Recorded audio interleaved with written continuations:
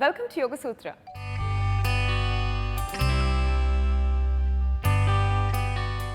ఇవాళ యోగ సూత్రలో కృష్ణ గారు మనందరికీ ఏ ఆసనం పరిచయం చేయబోతున్నారో చూద్దాం.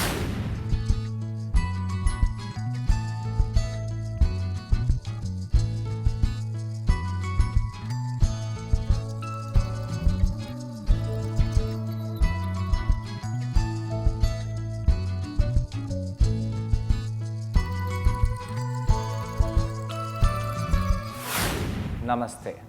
ఈరోజు యోగా సూత్రాలో మనం చేసే ఆసనం పేరు సమకోణాసనము. సమకోణాసనానికి మనము ఈ యోగా వీల్ని యూస్ చేస్తూ మన ఇన్నర్ థైస్ని స్ట్రెచ్ చేస్తున్నాము. మొత్తం ఆసనం చేయటం లేదు, కేవలం ఇన్నర్ థైస్ని స్ట్రెచ్ చేస్తున్నాము. ఈ ఇన్నర్ థైస్ని ఏ విధంగా మనం యోగా వీల్ ద్వారా స్ట్రెచ్ చేయగలుగుతామో చూద్దాము. ముందుగా సమకోణాసనానికి కావలసిన ప్రిపరేషన్ని చేద్దాము. మనము పాదాలని ఇలా దగ్గరగా పెట్టేసి తొడలని పైకి కిందికి చేస్తూ ఉండాలి. తొడలని పైకి కిందికి చేస్తూ శ్వాస తీసుకుంటూ శ్వాసని వదిలేస్తూ ఈ విధంగా తొడలని కదలిస్తూ రక్త ప్రసరణ తొడలలో ఎలా జరుగుతుందో చూస్తూ ఉండాలి, గమనిస్తూ ఉండాలి. శ్వాస తీసుకోండి, శ్వాసని వదిలేయండి.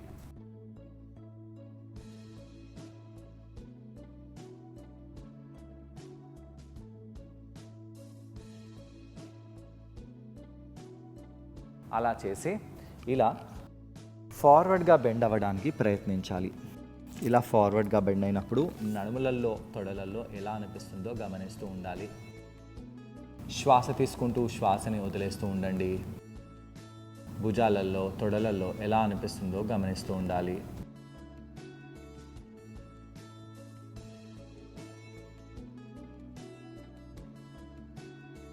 పైకి వచ్చేసేయండి. కుడి కాల్ని ఇలా కుడివైపు చేసి నెమ్మదిగా మనము సైడ్లో బెండ్ అవ్వాలి.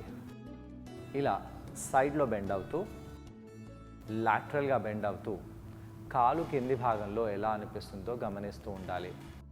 చాలామంది వ్యక్తులు ఈ చేతిని బయట పెట్టి బెండ్ అవుతారు. అలా బెండ్ అవ్వడం కూడదు. లోపలి వైపు బెండ్ అవ్వండి. ఇలా బెండ్ అవుతూ నెమ్మదిగా వేరే చేతిని ఆకాశం వైపు తీసుకెళ్ళండి. వీలవుతే ఈ విధంగా కాలుని పట్టుకోవడానికి తీసుకొని రావాలి.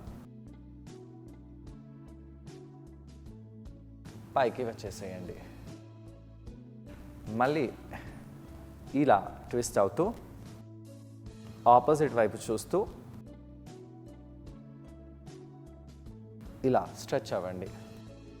ముఖ్యంగా ఎప్పుడైతే మోజే కింద తాకుతుందో అప్పుడు కాలు కింద స్ట్రెచ్ ఏ విధంగా అవుతుందో గమనిస్తూ ఉండాలి. ఇలా మోచేతిని కిందికి తీసుకెళ్ళి ఇక్కడ కొంత సమయం పాటు ఉండండి. నెమ్మదిగా పైకి వచ్చేసేయండి. రెండో వైపు కూడా కాలుని ఇలా పైకి సైడ్ వైపు తీసుకెళ్ళాలి. అయితే జాను శీర్షాసనంలో కాలుని ఇలా ముందుకు తీసుకొస్తాము. నేను ఇలా సైడ్కి ఎక్కువగా తీసుకెళ్తున్నాను. సమకోణాసనంలో ఇలా కాళ్ళని సైడ్కి తీసుకెళ్తారు.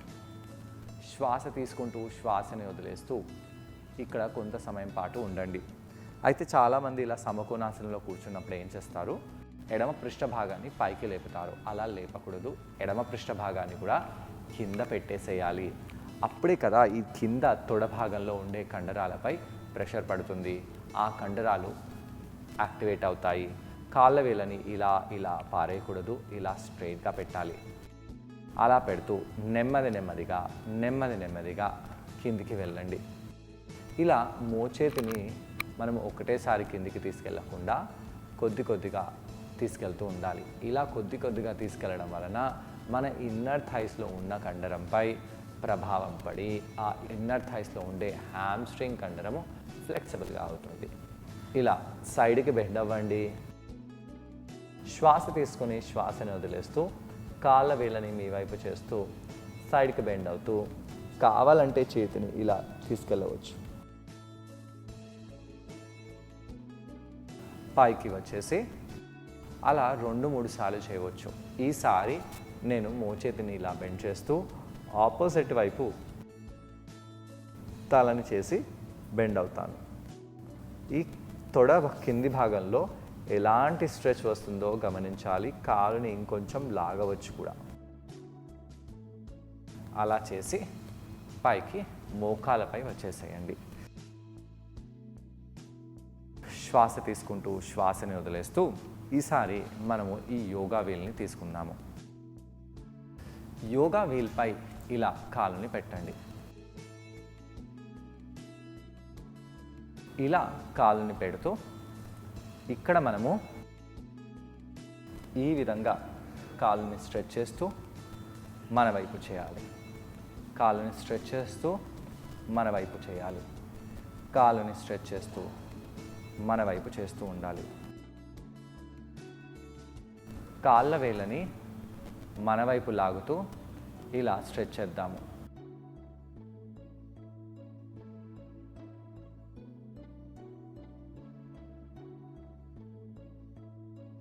ఇక్కడ ఇలానే ఉంటూ సైడ్ భాగంలో బెండ్ అవ్వాలి.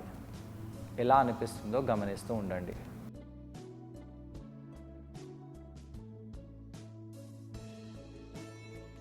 ఈసారి కాఫ్ భాగంలో వచ్చేసి ఇటువైపు బెండ్ అవుదాము. ఇక్కడ ఎలా అనిపిస్తుందో గమనించండి. అలా చేసి ఈ యొక్క యోగా వీల్ రెండో తొడ భాగానికి వచ్చేలాగా పెట్టండి. కాలుని ఇలా సైడ్కి పక్కకి చేస్తూ ఉండాలి.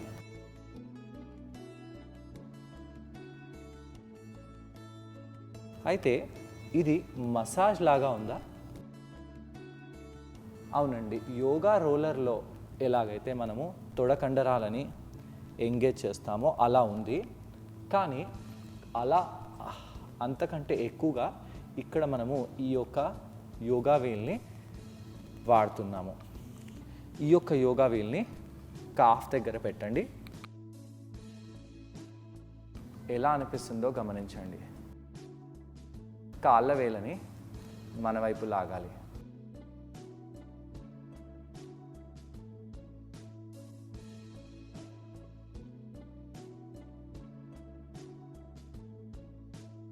అలానే ఇలా పెట్టేసి ఇక్కడ కూడా ఉండండి.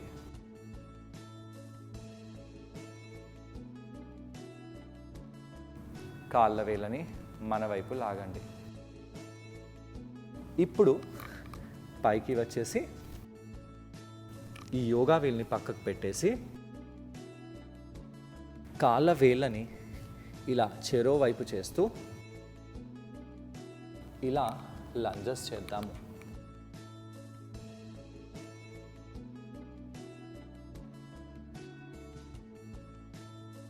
ఇలా చేస్తూ ఎంతవరకు మనం కింద కూర్చోగలుగుతున్నామో గమనించాలి. అలా చేస్తూ ఈసారి యోగా వీల్ని ఇలా పెట్టేస్తూ బాగా స్ట్రెచ్ చేయండి.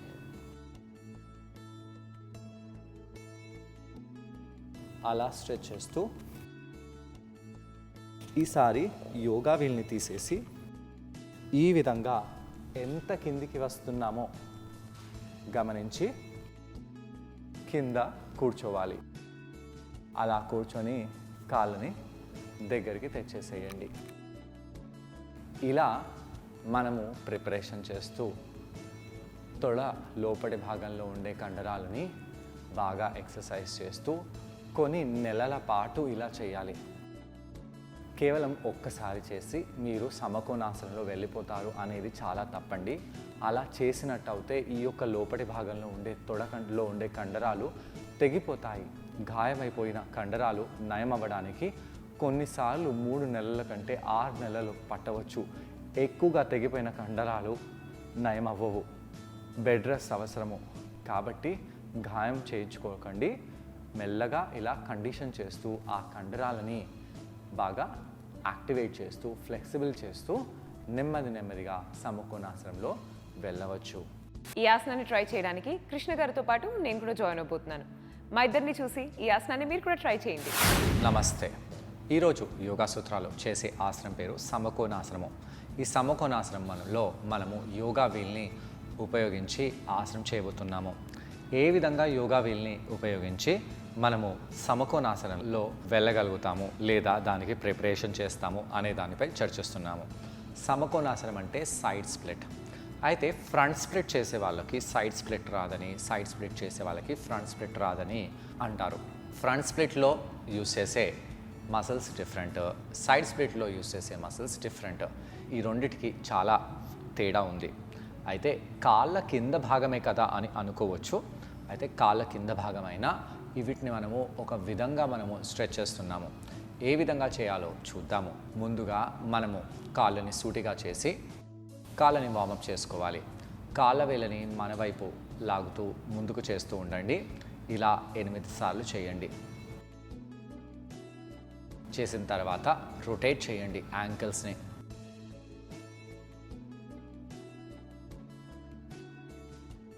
క్లాక్ వైజ్లో రొటేట్ చేయండి, యాంటీ క్లాక్ వైజ్లో రొటేట్ చేయండి.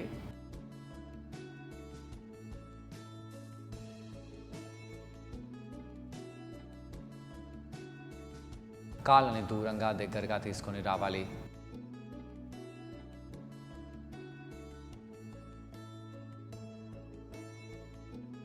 ఇలా ఓ 10 నుంచి 15 సార్లు చేయవచ్చు.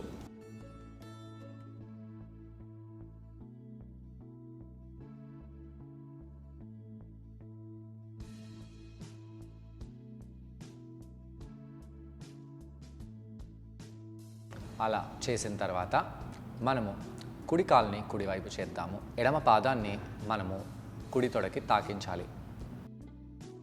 అయితే ఇలా ఎప్పుడైతే కూర్చుంటామో కాలుని కొంచెం కాకుండా ఎక్కువగా కుడివైపు తీసుకెళ్ళాలి. తొడ బయటి భాగము లోపలి భాగము బాగా స్ట్రెచ్ అవ్వాలి. ఇక్కడ వెన్నుముకని నిటారుగా చేసి కూర్చోండి. కాళ్ళ వేళ్ళని మన వైపు లేదా ఆకాశానికి పాయింట్ చేసేలాగా పెట్టాలి. ఇలా కూర్చోవడమే కష్టంగా ఉంది. చాలామందికి చాలా కష్టంగా ఉంటుంది. వాళ్ళకి ఈ తుంటి అంటే తొడ బయటి భాగంలో చాలా ఇంటెన్స్గా స్ట్రెచ్ వస్తుంది. బ్యాక్ని స్ట్రైట్ చేయండి. ఎడమ చేతితో ఇలా నడుముని పట్టుకొని కుడి మోచేతిని ఇలా కింద పెట్టండి. కుడి మోచేతిని చాలామంది వ్యక్తులు తొడ బయట భాగంలో పెడతారు. పెట్టకూడదు. తొడ లోపలి భాగంలో పెట్టండి. ఆ కాళ్ళ వేలని బాగా లాగండి. ఇప్పుడు మనము ట్విస్ట్ చేస్తూ ఎడమ వైపు చూడాలి. తొడ కింద ఎలా అనిపిస్తుంది గమనించాలి.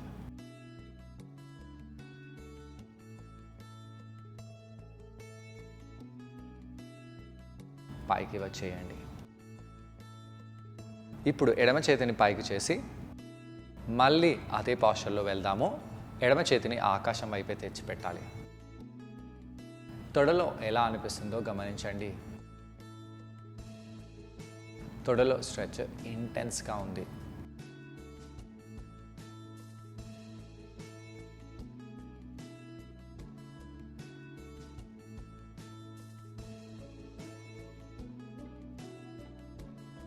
నెమ్మదిగా పైకి వచ్చేసేయండి.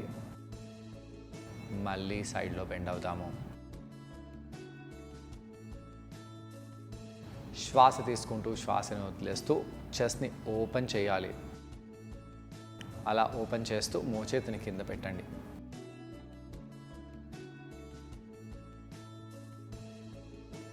రెండు భుజాలు ఒకవైపు ఒకదానిపై ఒకటి ఉండేలాగా చూడాలి. అలా ఉండి పైకి వచ్చేసేయండి. రెండు కాళ్ళని స్ట్రైట్ చేద్దాము. ఇదే స్ట్రెచ్ని రెండో వైపు కూడా చేయాలి.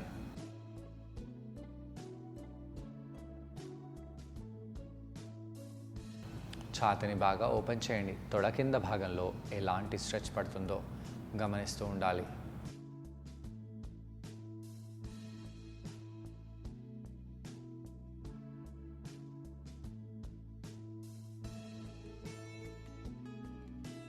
పైకి వచ్చేసి ఆ కుడి చేతిని పైకి చేస్తూ మళ్ళీ సైడ్లో బెండ్ అవ్వాలి. ఆ ఎడమ కాలు తొడ కింద ఎలాంటి స్ట్రెచ్ని గమనిస్తున్నామో ఫోకస్ చేయండి.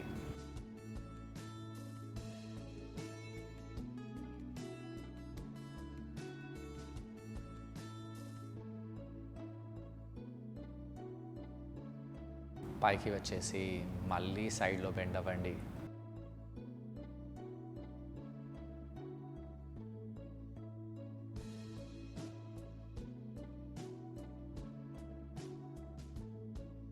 అలా బెండ్ అయ్యి పైకి వచ్చేయండి. కాళ్ళని దగ్గరగా తెచ్చేసి ముందుకి స్ట్రెచ్ చేద్దాము. కొంచెం షేక్ చేసుకోండి. దాని తర్వాత మనము మోకాళ్ళపై వెళ్ళి యోగా వీల్ని తీసుకోండి. యోగా వీల్ని మనము తొడ కింద పెట్టుకోవాలి. అంటే కుడి కాల్ని కుడివైపు చేద్దాము. ఆ తొడ కింద యోగా వీల్ని పెట్టుకోండి. యోగా వీల్ని తొడ కింద పెట్టేస్తూ చేతుల్ని కింద పెట్టేసి యోగా వీల్ పైన రోల్ అవ్వాలి.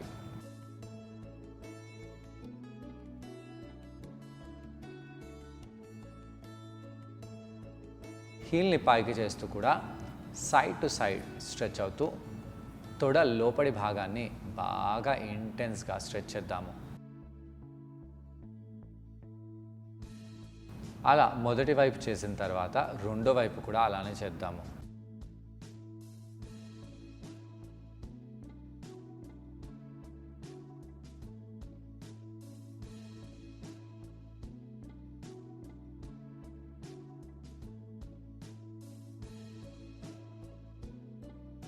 ముందు చూస్తూ చేయండి.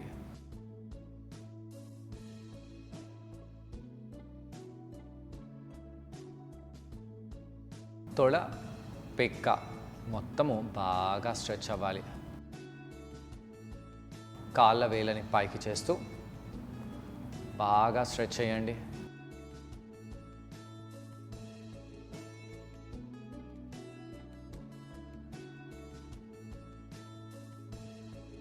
ఇలా చేసి మనము పైకి వచ్చి నిలబడాలి. కాళ్ళని దూరం చేసి పెట్టండి. ఈ విధంగా యోగా వేల్ని పెడుతూ తొడల కిందలు పెడుతూ మనము రోల్ అవ్వచ్చు.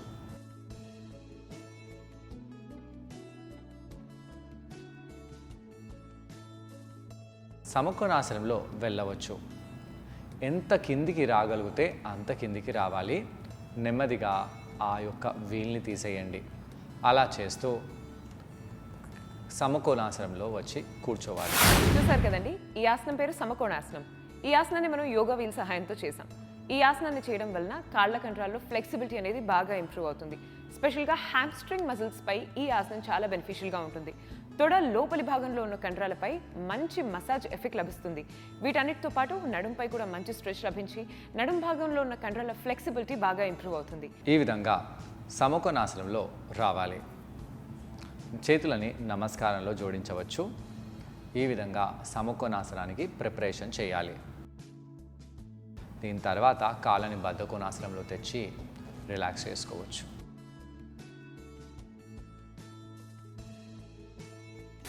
ఇలా కౌంటర్ చేయడం వల్ల హ్యామ్స్ట్రింగ్ కండరాలు, కాళ్ళ కండరాలు, తొడ లోపలి భాగంలో ఉన్న కండరాలు వీటన్నిటికీ కూడా మంచి రిలాక్సేషన్ లభిస్తుంది. మరి వాళ్ళ ఎపిసోడ్లో కృష్ణ గారిని మనం అడగబోయే ప్రశ్న ఏంటి అంటే, ఈ ఆసనం చేసేటప్పుడు మనం అందరం ఎటువంటి జాగ్రత్తలు పాటించాలి? ఈ ప్రశ్నకు సమాధానం కృష్ణ గారిని అడిగి తెలుసుకుందాం. ఈ ఆసనం చేసేటప్పుడు ఎలాంటి జాగ్రత్తలు తీసుకోవాలి? యోగా వీల్తో మీరు చేసినప్పుడు అంత జాగ్రత్తలు ఏమీ లేవు. గాయాలయ్యే ఛాన్సెస్ ఉండవు. కేవలం మోకాళ్ళు నొప్పులు ఉన్న వాళ్ళు జాగ్రత్తగా ఉండాలి. అయితే ఎప్పుడైతే యోగా వీల్ తీసేసి మీరు సమకోణాసనంలో ఇంకా ఎక్కువగా లోపలికి వెళ్ళడానికి, డీప్గా వెళ్ళడానికి ప్రయత్నిస్తారో అప్పుడు ఇన్నర్ థైస్లో గాయమయ్యే ఛాన్సెస్ ఉన్నాయి. అవి కాకుండా చూసుకోవాలి. పొట్ట కండరాలను బిగిస్తూ స్ట్రెచ్ చేస్తూ మీరు ఈ ఆసనం చేయాలి. ఫోర్స్ఫుల్గా ఒకటేసారి ఆసనంలో వెళ్ళడానికి ప్రయత్నించకూడదు. చూసారు కదండి ఇవాళ ఎపిసోడ్లో సమకోణాసనం. మరి మీరు కూడా ఈ ఆసనాన్ని తప్పకుండా ట్రై చేసి మీ లెగ్స్లో, హ్యామ్స్ట్రింగ్ మజిల్స్లో ఫ్లెక్సిబిలిటీని బాగా ఇంప్రూవ్ చేసుకోండి. తిరిగి రేపటి ఎపిసోడ్లో మరో ఆసనంతో ఇంకొన్ని బెనిఫిట్స్తో మనమందరం మళ్ళీ కలుసుకుందాం. అంతవరకు టేక్ కేర్ అండ్ బాయ్.